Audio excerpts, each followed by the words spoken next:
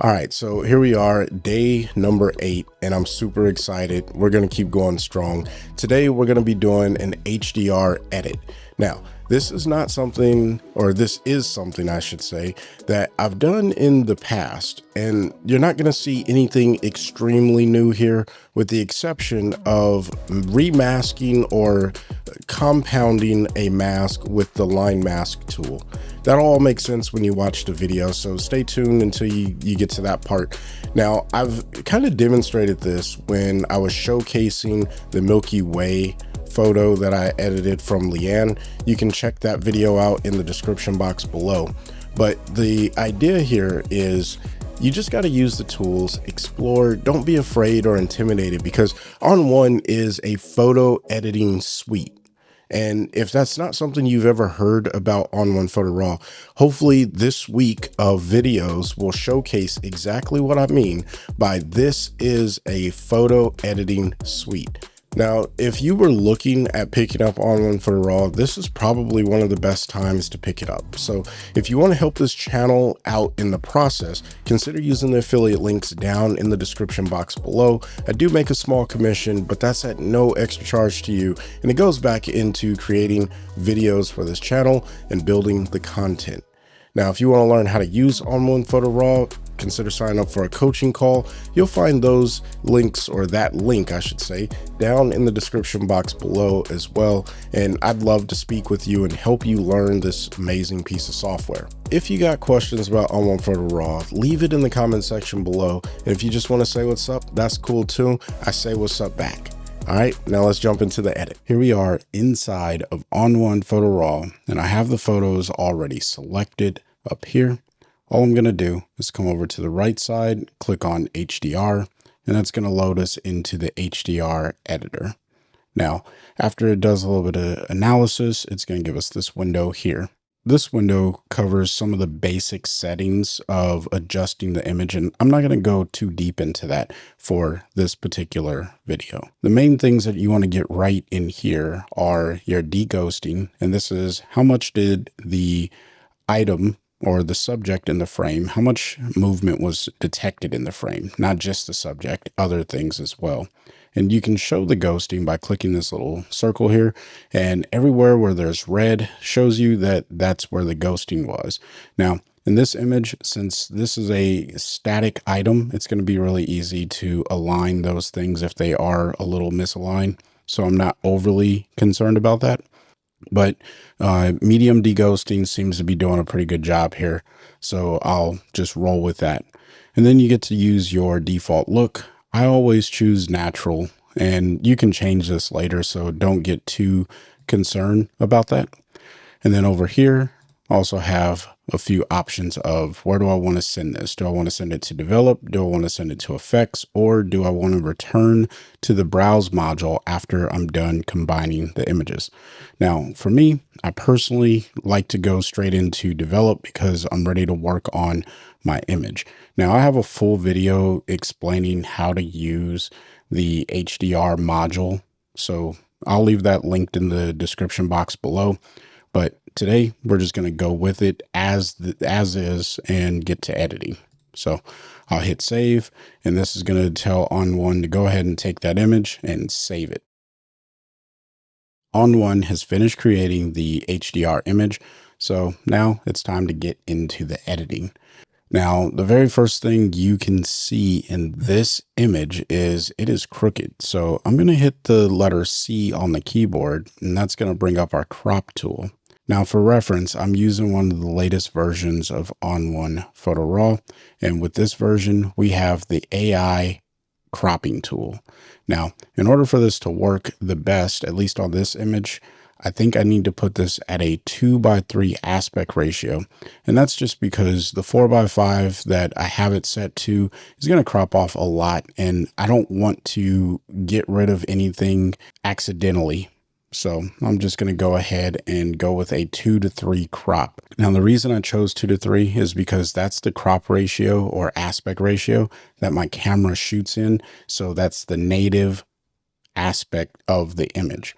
So when I hit the AI crop and let ON1 think itself through, it's going to get rid of the minimal amount of pixels just to make the image make sense. So now what I can do is make a more deliberate decision of adjusting this and fixing the crop to my personal taste. Now, what I'm experiencing here is I don't think I'm going to be able to get everything in frame. And this is one of those challenges of shooting HDR. You definitely want to make sure that you shoot wide enough, because I'm just cropping off that portion of the frame. So what I'm going to do is just come over to freeform, and I'm going to click, or I'm sorry, I also need to turn on canvas extension. So I'm going to go with local gen AI for my canvas extension. And now what I can do is drag this framing up.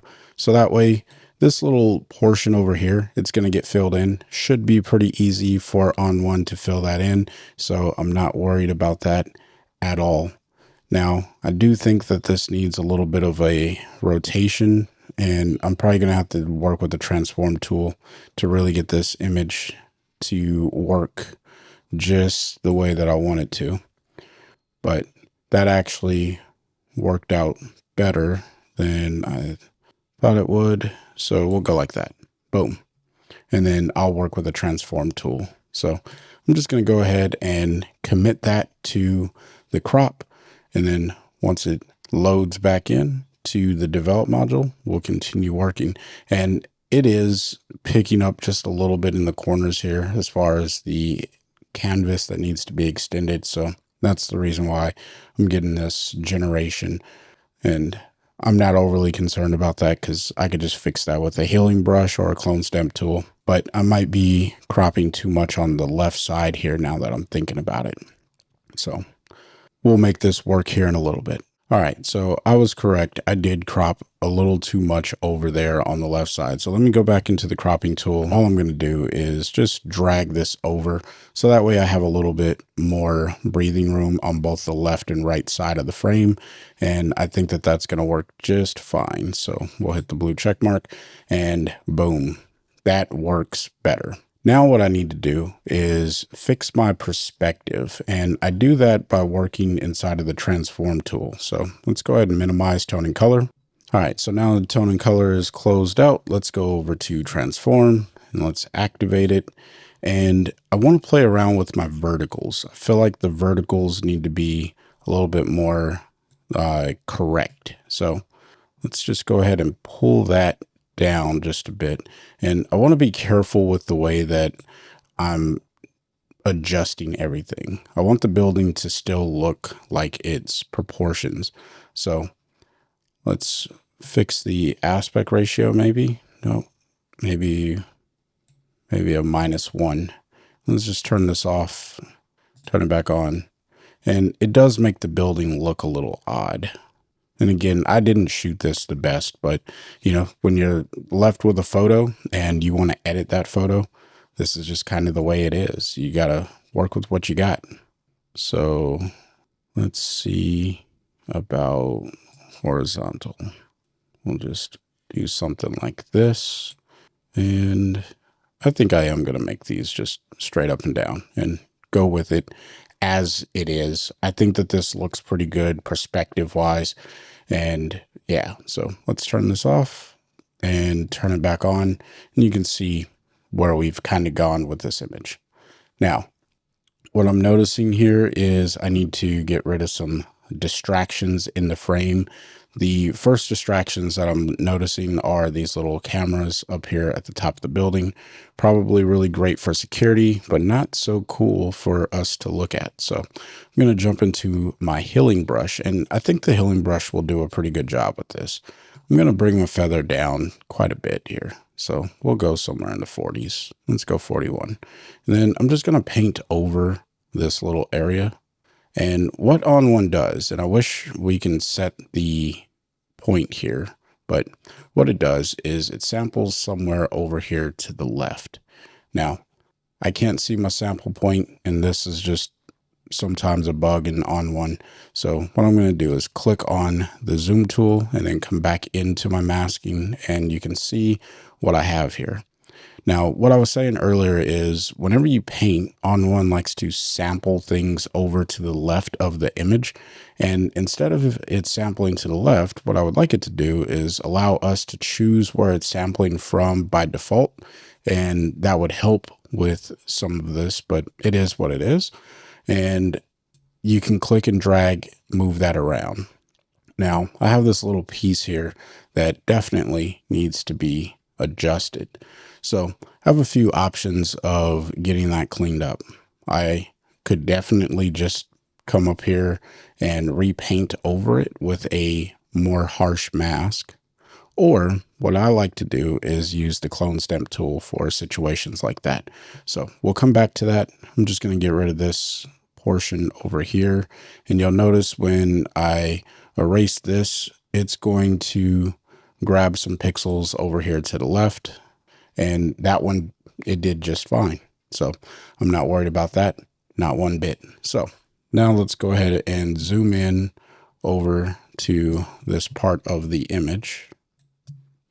So that way we can work on it. And the way that I work on it is using the clone stamp tool. So we'll grab the clone stamp. I'm going to hold down the option key and I'm just going to sample right here on this ledge, maybe right here. That'll be good.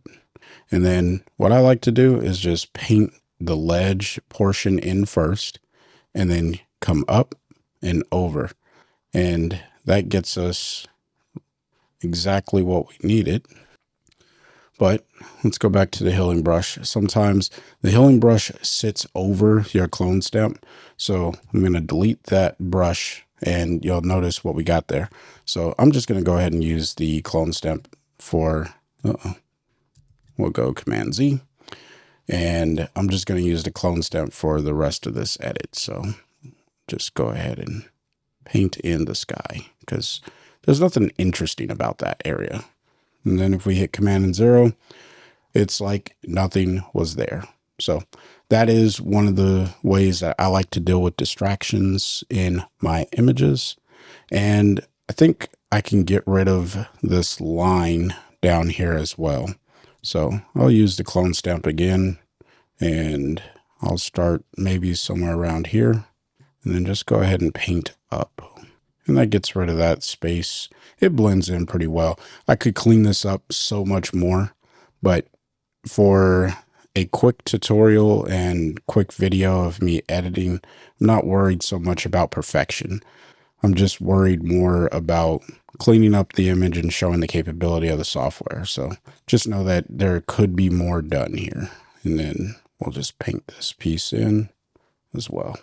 So all the lines that are the most distracting have been removed, and I don't think that there's any other distracting element that I care to remove in this image.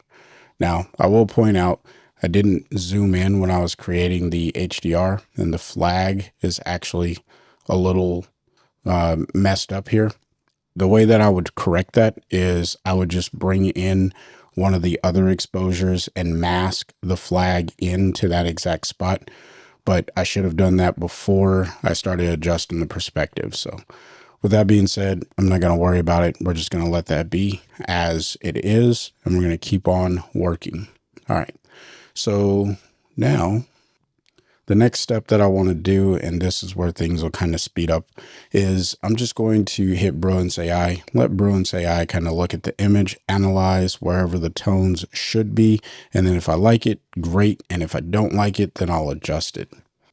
All right. So Brilliance AI did way more processing to this image than I wanted it to. So I'm going to pull that back, and maybe around 44 is probably where I would want it to be. And then let's take a look at tone and color. I think that this could definitely stand to have the shadows pulled down a little bit, maybe pull up on the highlights, and that's going to give us some contrast in there. And let's play around with our midtones. I don't think the middle grays need to go that far. And then I'll pull down on my black point, and let's push up on the whites. Now, I'm probably losing some information here. Let's go take a look at our levels and turn on, yeah, it's in the sky. I'm not worried about that. And then it's in these darker portions of the building. Again, places that I'm not worried about losing detail. So I can live with that, because my main goal of this image, or what I want to do with this image, is make it black and white. So, and I had that in mind. I just forgot to share that earlier on. So all of the edits that I am making are with the idea of making this black and white. But before I go that far, in fact, let's just go ahead and make it black and white. So we'll minimize the HDR look, add filter, and I'm going to activate black and white. So that way we can kind of see what's going on here.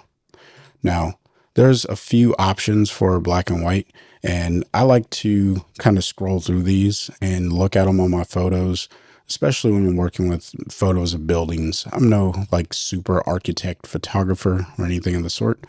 I'm just playing around here. So let's find something that looks pretty good. I do like the high key version. I like how it makes everything brighter and darker in some of the areas. So I can probably get behind that.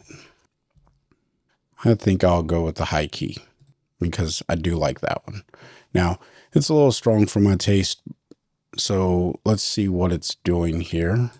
Okay, so let's pull the whites back just a little bit. Yeah, tame those just a bit. And then it doesn't need to be so contrasty. I think that looks better. All right, so now what I want to do is kind of darken this bottom portion, because there's not really anything going on here. I don't really care what's happening with that space. So I'm going to come to local, come over here and hit the letter M to get my masking bug. And I'm just going to click right around here. I think that that's going to work well, because the main subject is this building.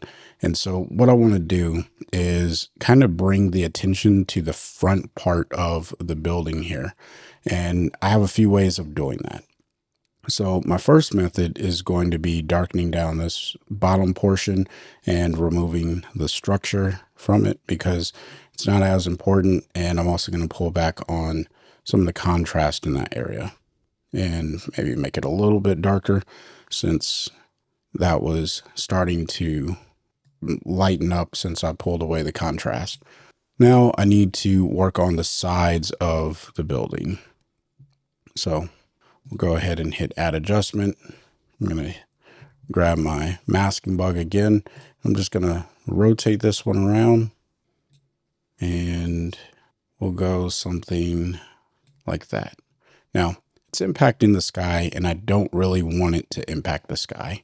So what I'm going to do is try something out that I'm not sure if this is going to work. So I'm going to go ahead and grab my line mask tool, and I'm going to create a relatively crude mask because I don't need it to be 100% perfect here. So we'll do something like that. Come all the way out of the picture, come all the way over here and start right there. And then I want this to erase. So I want to erase this from the mask. I'm going to click in there. Hopefully that removes it from the gradient mask. And it looks like it did work. So there you go. There's a technique for you. I'd never done that before, but it worked. And I'll go ahead and hit the check to commit that mask to this mask. So what I'm doing here is creating like this gradient fill, and I can really exaggerate this, right, by pulling down, but I'm not going to go like crazy with it. And maybe we'll remove a little bit of structure from this side as well. And now I just need to do the same thing on the other side. So I'll go ahead and hit add adjustment, and we'll grab the masking tool, go ahead and rotate this one around. Somewhere around here is probably good. Maybe bring it back a bit. Yeah. All right. And now we'll go ahead and add in a line mask tool. And again, I'm not making this perfect. I am just going to make this just good enough, but it's definitely something worth taking a little bit more time to make more accurate and precise. So I'll do something like that. And again, I want to erase again. So I'm going to click on erase and then click inside of the mask area, that erase that from the mask. And then I'll hit the check mark, and I should be looking at my feather because that's what's giving me this extra area outside that doesn't look so well on the mask. Whenever I crank this up, I should pull that feather down, but I'm not going to worry about that for today's video. Just know that that is an option. All right. I just learned that you can use the line mask tool to remove from the other mask. So now I have this center focal point that I need to work with. And the way that I want to work with this is going to be with a luminosity mask. So I'm going to add an adjustment and come over here to masking, turn on luminosity, and I want to target just the brightest areas in the image. So I'm just going to come over here and pull up, and then I'm going to turn on the mask overlay so I can see what's happening. And you can see how it's targeting just the brightest areas of the image.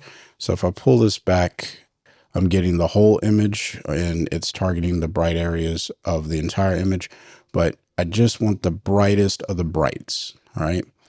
Now, what would be nice to see inside of ON1 is something like the Ansel Adams zone system.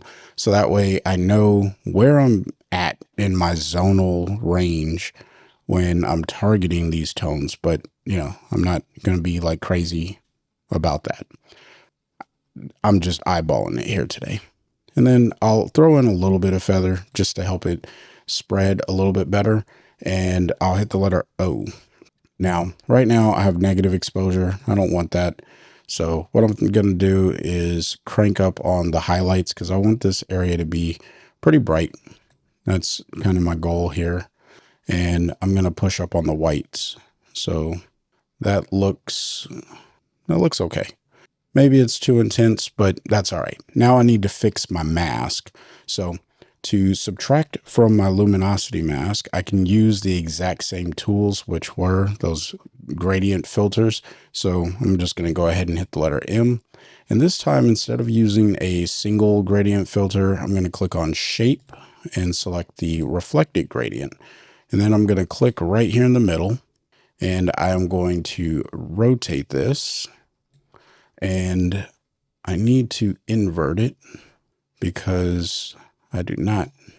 All right, well, maybe I will have to use a regular gradient. So we'll just go with the regular gradient, and I'll click here, rotate it around.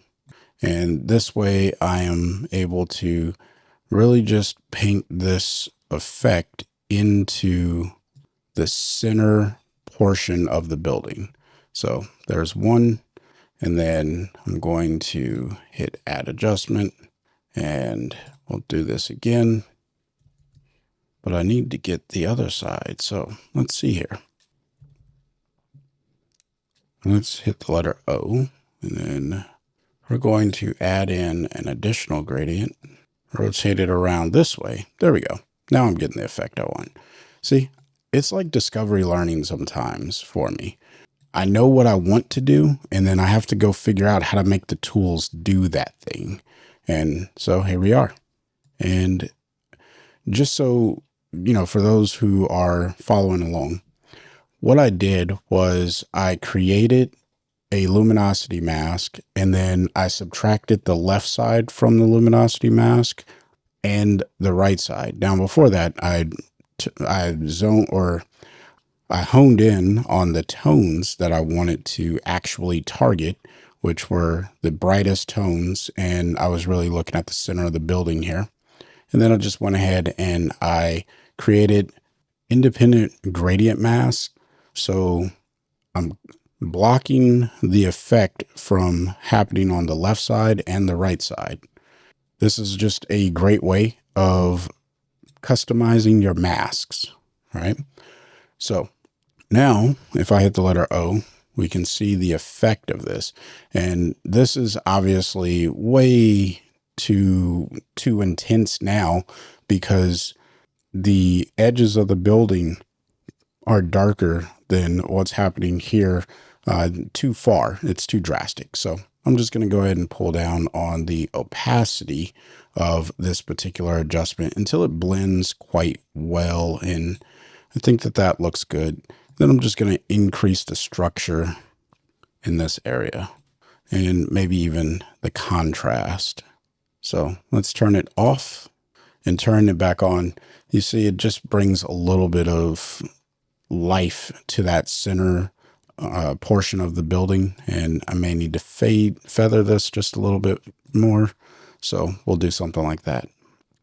All right, so now I've done all of this work to kind of get this looking about the way that I want exposure wise inside of local. So what can we do with effects?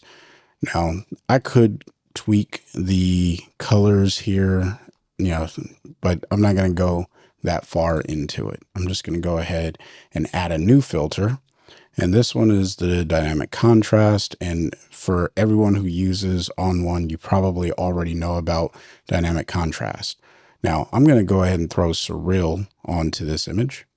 And then I'm going to hit the letter M to get the masking bug.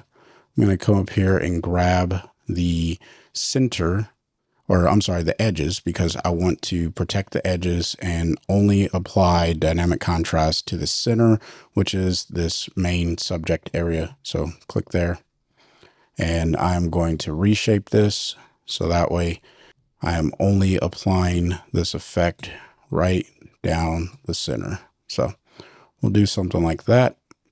And it looks like I need to make it a little bit smaller. So let's just go ahead and bring it in from all sides. And then I'll bring it down like that, and we'll make it a little bit wider. So now there's this idea of the center of the image having a little bit more detail and sharpness, and then it kind of fades off into the distance going out. Now I'm going to amplify this effect by grabbing the lens blur tool. And then I'm going to copy the mask that we just created. So that way I know it's in the same place. And I'm going to paste it, and we will invert this because right now I'm adding in blur to the center and I want to add it into the background. So that's a little too heavy-handed, and it's also not quite where I want it to be. So I'm going to go ahead and pull this out like that.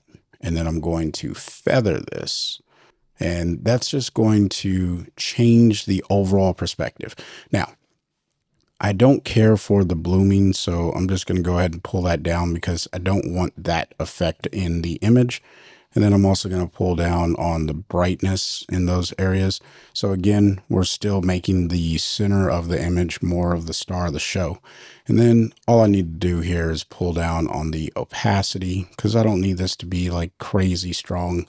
I'm just trying to make a more stylistic decision of what's happening inside of the image. So the last thing that I'll probably do here is increase the brightness value. And I'm just now noticing, I don't know how I missed this, but I'm just now noticing that this pole over here is cutting through the word center. But thankfully, I think most people could figure out that that does say Pennsylvania Judicial Center. Hopefully you never have to be in a building named Judicial Center, at least not for anything bad. So we're going to go ahead and click on Add Filter. And you know what? I'm just going to use a curves tool for this because I think a curves tool just makes sense. So I'm going to go ahead and boost this all the way up, maybe about there. And then we'll invert it. And I'm just going to paint that in with a brush. So we'll go B, and then it's going to just get painted in right over this portion here and that portion there. And then all I'm going to do is just pull down on the opacity to kind of blend that in a little bit better. And to help that stand out, I think I need to add another curves filter. And this time I'm going to go the opposite direction. And actually, I'm not mad at that for the whole image.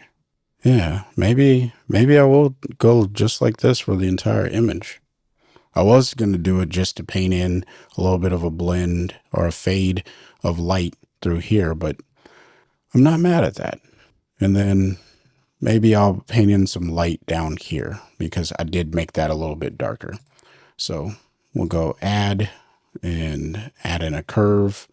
And this is just me playing around. This is how I work in ON1 and other photo editors, but this is just how I have fun inside of ON1. All right, so let's go ahead and invert this mask. And then I'm going to take a very, very large brush and I'm going to change my flow. So for those of you who aren't familiar, if you click on the brush icon after you've selected your brush, you get these settings, and flow is like how much of the effect do you want painted on at any one given brush stroke over that area. Now I want 100% opacity, which, I'm not going to get crazy deep into it, but essentially 100% opacity means that I want 100% of the effect when I paint, but I want it to build up slowly. Whereas if I had the opacity pulled down to 50%, it's only going to put half of that effect as I paint over the area. So maybe I'll do a dedicated video on just that. Let me know in the comments if that's something you are confused with. But with the brush, all I'm going to do is paint over this area, and I need to go to paint in, not erase. So we'll just paint over this area, and all it does is give me a little bit more light down there. And maybe we'll pull down on the opacity because it was just a bit much. So let's take a look at the before and after. So here is the before, and it is what it is. It was a snapshot of me walking, or of this building as I was walking down the street.